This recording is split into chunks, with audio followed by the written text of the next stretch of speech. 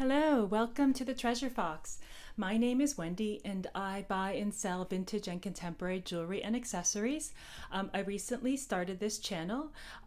So far I've been showcasing some mini hauls, estate sale hauls. So this is a mini haul. It is from a place called Mongers Market, and I will leave a link below. So I'm based in Connecticut. We're about an hour outside New York City. And I've been hearing about this place, Mongers Market, for a while. It's in Bridgeport, Connecticut, and they're basically just open on Sundays from 10 to 4. It is a 75,000 square foot factory, really nice, and they sell vintage, industrial, salvage, antique stuff. There's not a ton of jewelry, but there's definitely vendors that have jewelry there. But it's a really fun place to shop. You know, you could be buying stuff for your home, as a gift. It's just really fun, and when you get there on Sundays, it's actually, the parking lot is already like filled. People just come like at 5 to 10 and it already starts to fill up, so definitely get there early. But 10 to 4 on Sundays. So these are some of the pieces I picked, and I'll just go over what each piece is and maybe why I chose it. So first I'll start with this Echo scarf. It is contemporary, but I do collect lots of scarves, and I'll be doing more scarf videos. It's hard to show the whole scarf in the video, but so it's called Falling Feathers, I think, is the name of the scarf on here. And it's all silk.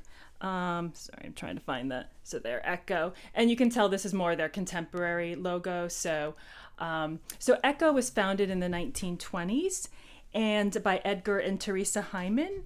And it's an acronym of his name. So it was Edgar C. Hyman Co. So Echo. And they're still producing beautiful scarves and accessories today, all silk. But I just love this scarf, and it's in excellent condition. There's no pinholes, it does need to be washed, but I honestly think someone wore it once or not at all. It's in excellent condition. The next piece I will show is the Accessocraft Belt. I don't buy too many belts, but I love Accessocraft. They have such beautiful jewelry.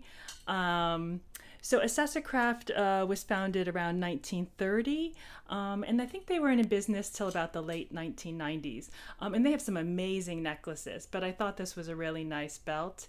And let me see, the name is on the back here. Where is it? Hope it's going the right way. There. So most of their stuff just says Accessocraft, if you can see that. So that is the belt.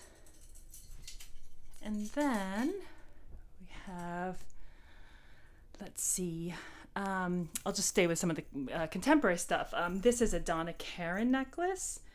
So it's a toggle clasp, heavy link. And the reason I chose this is because her costume jewelry is so well made. It's very substantial. So anytime I see a Donna piece, I bought some brooches and stuff, I'll always pick it up. You know, very simple style. I think I'd almost wear it with like the toggle to the front. I think that might be how it's designed anyway, but it's so big, I think it's sort of meant to be worn like this with the toggle downwards. So there's that piece. Let me see. And then, let's see, I loved this Coro piece. So this is, I've never seen this one before, and when I looked online, I could only find one that has ever sold. So I'll try and, it's hard on my iPad to get really good close-ups of the signature, so hopefully you guys are seeing that. So Coro, and I'll put a link below to hallmarks for Coro. They've been around since the turn of the century, actually, the 1900s. Really old company. And so what this is I don't think it kind of has a pewter look to it. It's some sort of base metal, but this is a silver plate because this was completely black when I picked it up, and I was surprised it polished so well. Like I literally just, it cleaned right up. So I think this may be a silver plate. It's not marked in any way, but it definitely appears to be silver plate, at least as far as the raised design. And the person who did sell this, I think it might have been on Ruby Lane, she called it a fireworks design. I think it looks more like kind of like the leaf, kind of the leaf skeleton, you know, the leaf. That kind of reminds me of leaves. So I think I'll use that when I do go to list it. But it's a really pretty piece and very unique. I haven't seen that before. And then a contemporary piece that I picked is this J. Crew bauble bracelet. I just love this. It kind of reminded me of my mom and something she would have bought. So it's just wood baubles. It's not that J. Crew has a high resale value. They just some really nice pieces. So if I find something, you know, I probably overpaid for this, and my, you know, my markup or my resale is not going to be much on this, but it was a really lovely piece. Wood toggle bracelet. Okay. And then we have, this is another one. I could not find another one online. So this is, you may recognize it. It's a Museum of Modern Art brooch. It's a Persian, I think, lion head. I actually have a belt version of this that I haven't even gotten to list. It's just in my inventory. And that's in gold. It has two gold lion clasps that face each other. They made it as a pendant brooch as well in gold, but I have yet to find a ring. I could not find one online anywhere. And so it's got the MMA stamp on the back. And this one polished, pretty well as well. It's not marked silver, but it definitely seems to be either plate or possibly silver, because it did polish. But they tend to mark their jewelry, so I'm not sure, but I'll probably list it as silver plate ring. And then we have two more pieces.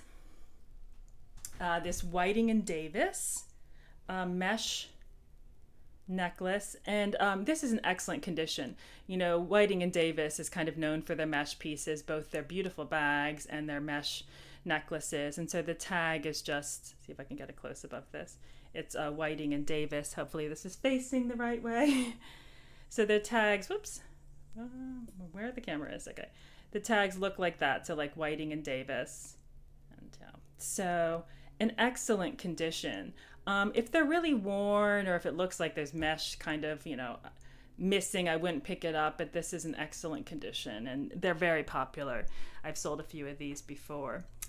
And lastly is my favorite piece, and I had never heard of this company before. It's called Edley, and they were making jewelry in New York City in like the 1940s to the 60s, from what I can gather. It does have quite a bit of gold tone wear to it, but it's just so striking. It's definitely a statement piece necklace. And it does have two missing stones, so I will have to find, there's one there and then one over there, sort of amber colored Swarovski stones that I can match.